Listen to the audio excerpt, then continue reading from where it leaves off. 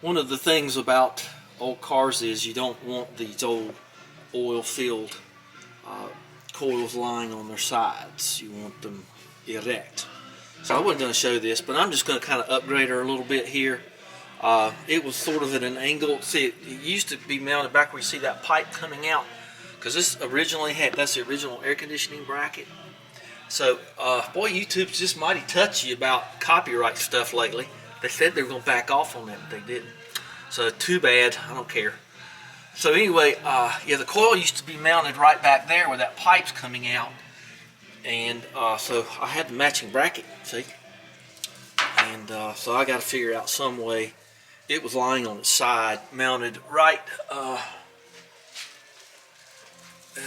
this bracket was right here, and that ain't no good.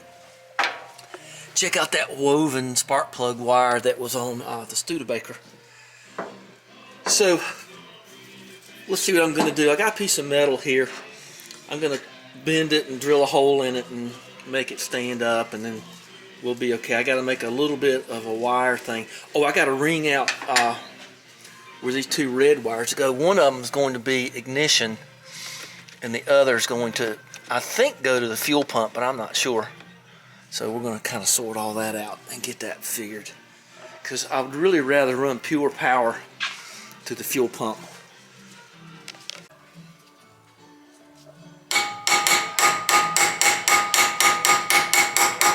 Okay, got my bracket made. That's been a great hammer. So I got two holes down here. One to hold it into the intake manifold. Take my noise abatement off. One to hold the spark plug wire holder for the holder. And maybe it's Earl holder, I don't know. And then this holds the coil bracket, and that'll be good enough. And I think it'll be fine. That thing's pretty rock solid, so I'm not going to bother to even put the little screw in the back of it. It'll be just dandy. Okay, mighty ugly, ain't it? Well, it don't have to be pretty. You're not going to see much of it anyway.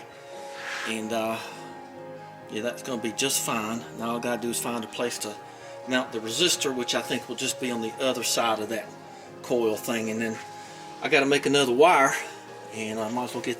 Oh, I dropped a screwdriver in this slot down here. Where's my Nebo? I dropped it when I was putting an 80 amp fuse in the alternator, and there's a slit right down in there in the frame, and I thought, well, that's the end of that. But I got lucky and got it out of there. This wrench right here, ooh boy, I love that little wrench too. I'd have to go get another one just like it, or fish for it. I had to get the magnet to get it out, but I don't know, it's kind of chilly, so my fingers are a little fumbly. Let's put this thing on here and see what we're going to do. Okay, so I got it mounted in here, and I've already got my wires, my yellow wires up there.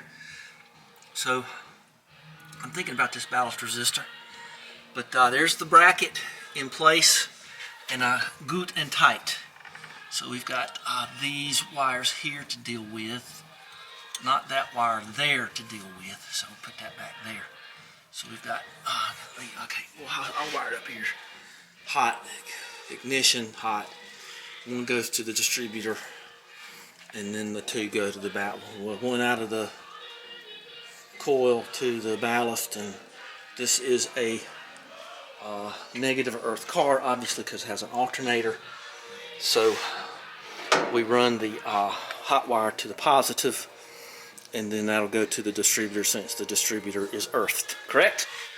On old coils, old British coils, you'll see CB and SW, and CB means contact breaker side, and SW means switch. So that's a little known fact. Odd facts known by few.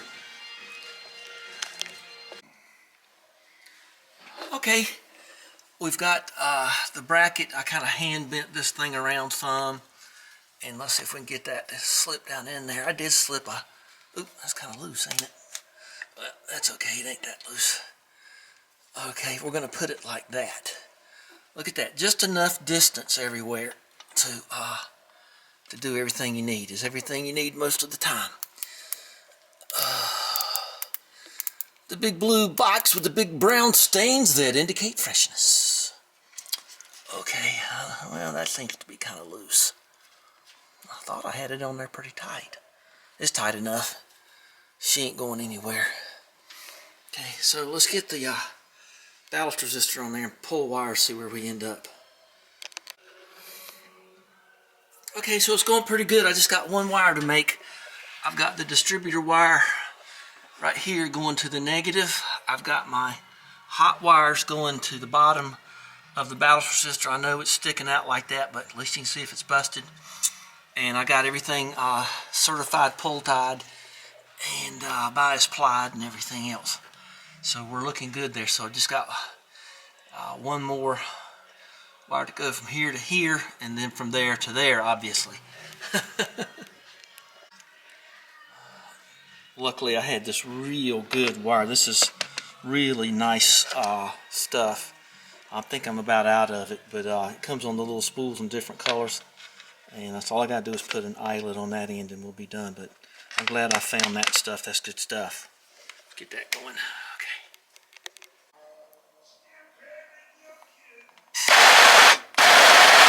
That might be a little too much for a little shrink tube. What do you think? Okay.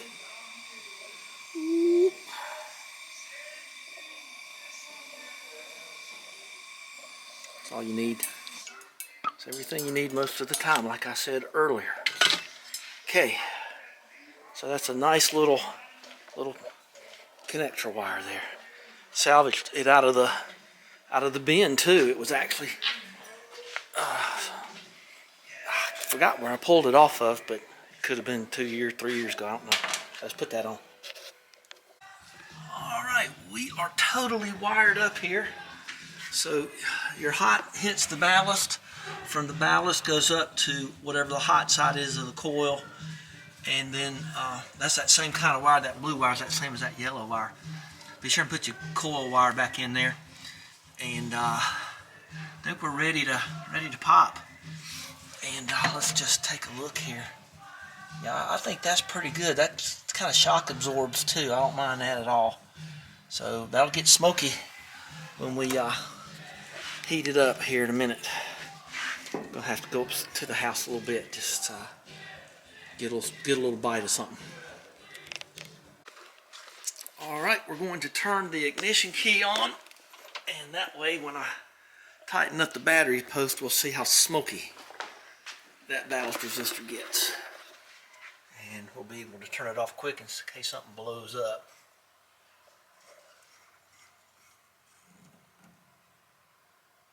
There it goes. See it smoking? Okay, that's just the residual mess.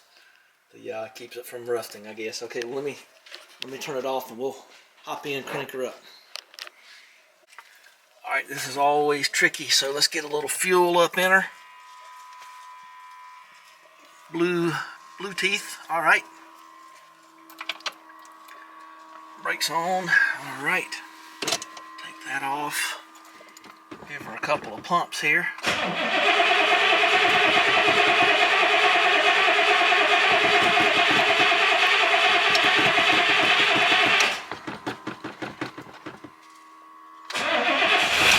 There she goes. Oh, almost. It's a cold day. Let's get the air-fuel mixture thing going. Ooh, yeah, she's got to warm up. Well, she started. The clock is running. It's actually, I think, closer to 4. All right. It's going to be a little bit of time, so let's just we'll wait for it. I want to see that gauge go up some. Ooh, 17 parts. I'm going to run the headlights, which means got the red head there. 23,600. I still got braking oil in this thing. I need to change the oil in it. I bought a 5-gallon bucket of zinc oil, so about time. So yeah, we're charging good. Water temperature's still not up. I got a lot of gas.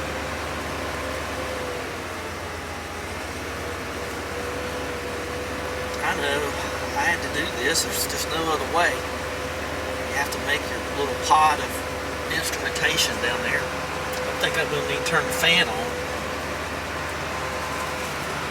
Yeah, love the little redhead, Mr. Pontiac. Okay, we're going, so let's see what happens here. Gonna get a little sunlight going.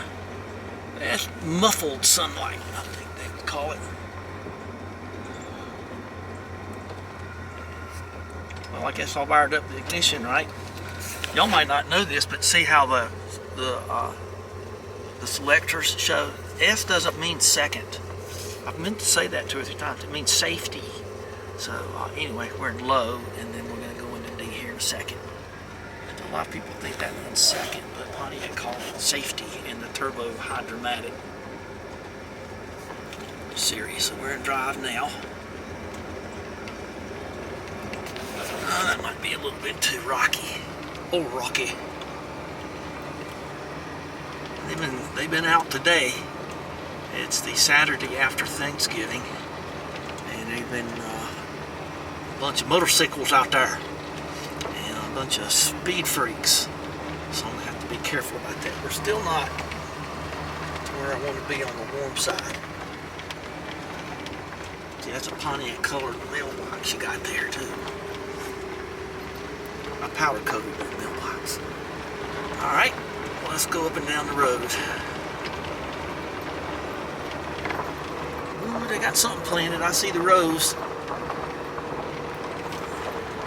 I don't do any actual farming myself to any great degree, but the brake's gonna be sort of chattery. Look at this. All I've done is, oh, I think I see somebody down there. No, they're going the other way. All right, here we go. Let's see how she changes. Let's see when you go up the hill. Uh-oh. I thought I heard something. There she goes. Yeah. She's a cold girl today. There's my little spread there.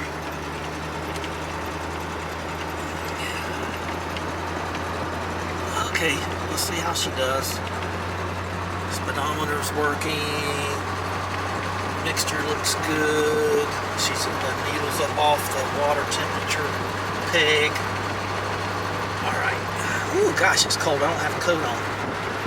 I'm like that though. I don't know. I guess it's 45. They already got something green going there.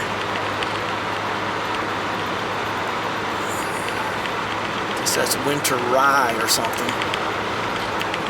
Rain puddle's still there. I'm kind of surprised by that.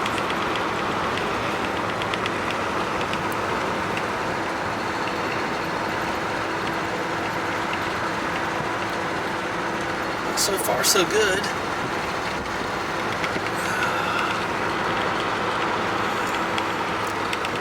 Coming our way.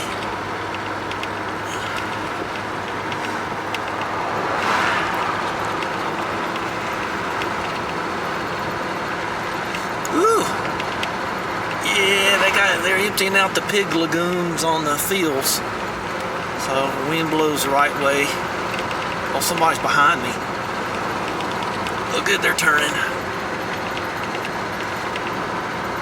I'm not gonna go any faster than that anyway. Ooh, a big dually. Hang your head, Tom Dooley. Clerk of court. Makes you put a sign out here.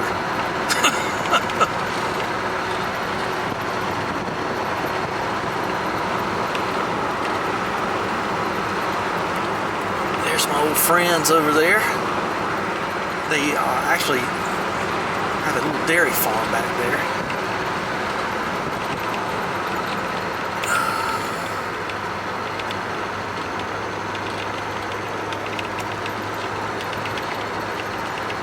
This guy just built that big old barn. I'm jealous. Well, not really. I got a big old barn myself. But he pulls in tractor trailers and stuff in that thing. So it's a beautiful day. This is my loop. gone about 2.5 miles. We're up to 180, good. Mixture looks good. Funny how the oil pressure is. Miss Hawk sitting up there. What do you know, action.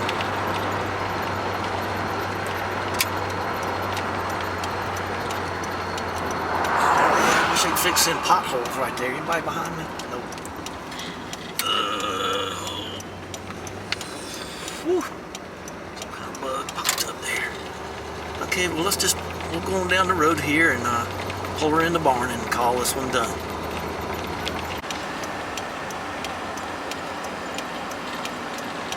Okay, well, we're back home. I forgot I had heat. I just didn't think about it. And it's nice and coasty in here. Or coasting and it's toasty. Coasty toasty is what it is. Alright, it's always good to make a home. We'll talk about the TR4 in a minute. Got a little simple plan for that. Alright, let's pull her on in, and I'm going to take a picture of me disconnecting the battery. Let's turn the lights off. There's the blower motor. Okay. You have to do the old double dip here.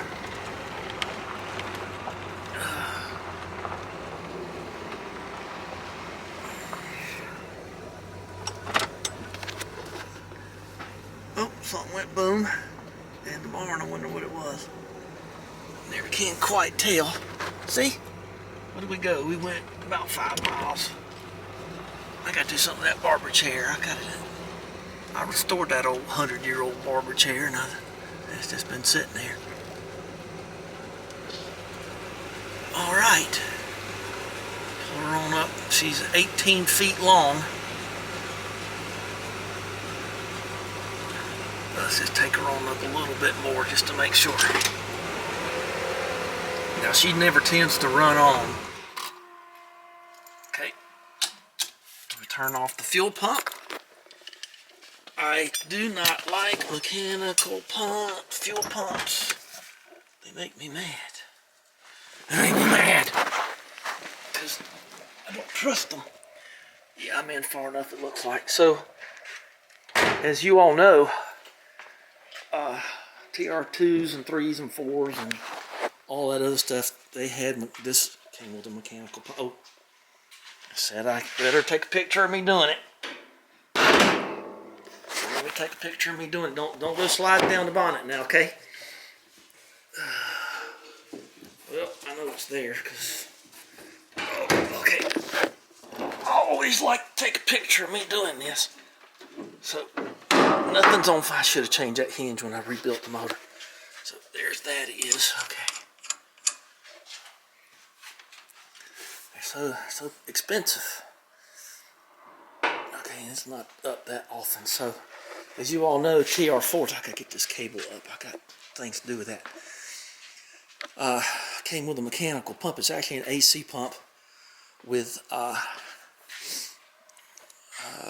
the little glass bowl and all that, but I put an SU pump in this. There's a video about that, and I don't like the way it's wired. It just hasn't turned out. Way too much wire. It's too complicated. The pump is behind the driver's seat, left side, and it comes up and goes across the front of the car and into the fuse box. I'm gonna shorten that, and I'm gonna change that wire. And I know I do and redo. Sometimes I get in a hurry and I do things, but Jackie here, she came with an electric SU pump. They don't do mechanical pumps. That car there does an SU pump also. So yeah, she's interesting to drive with those little tires. I tell you what though, she's just a bucket of hell when you drive her. She's really, really nice to drive. And I know it don't look right, and I know Mick would say, you know, like TR6s, the tires and wheels kind of fill up the well. It looks better, but I like that. I like that fine. These are really, really, really good tires. I just love driving this thing. I always have, but I love it more now. And let's see, the the Spitfire, let's see, that came with a mechanical pump too, and I'll put SU pump in that thing. Just don't like mechanical pumps, too dangerous. Diaphragms go bad, and then you know what that leads to. That ain't no good. So anyway, I got all these pull ties in my pocket. All right, that's the way it is when you're me. All right, give me a thumbs up, and we'll talk later. And let's go in and get the Christmas lights on now. I always love that. All right, thanks for spending time with me. Bye-bye.